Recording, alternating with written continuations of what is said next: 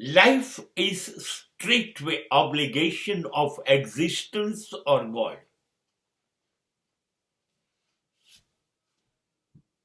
આપણું જીવન છે ને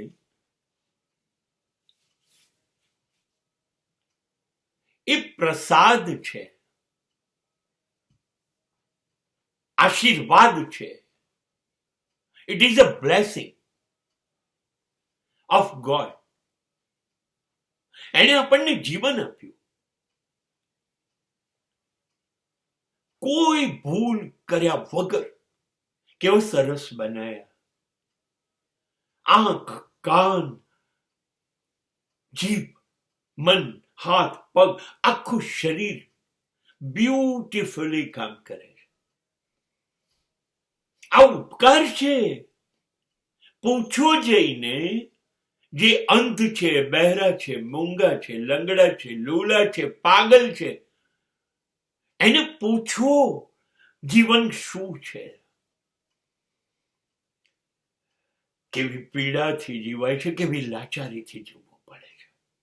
નહીં, આપણને આ બધું જ આપ્યું. આપણું હૃદય લાગણીથી ચાલે છે, આપણું મન બુદ્ધિથી ચાલે છે, અને શરીર એ પ્રમાણે આપણને પૂરો સહકાર આપે છે. It is a blessing. We must be thankful.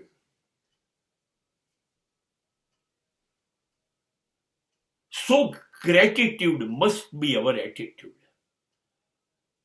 આપણે મંદિરોમાં તીર્થયાત્રા કરવાઓમાં ધર્મ આ બધી મગજમારીમાં પડવાની જરૂર જ નથી. આપણી પ્રાર્થના એ રોજ સવારે અને સાંજે આભાર માનવાની છે.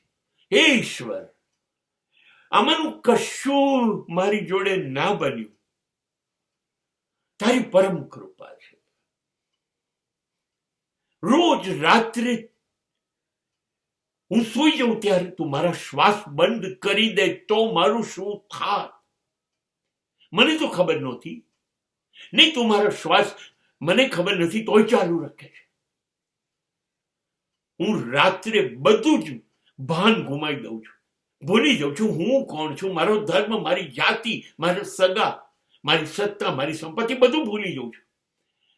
તારો ઉપકાર છે.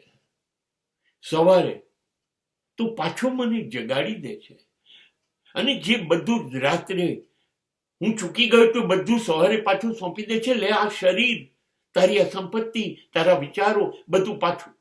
રોજ રોજ તારો ઉપકાર.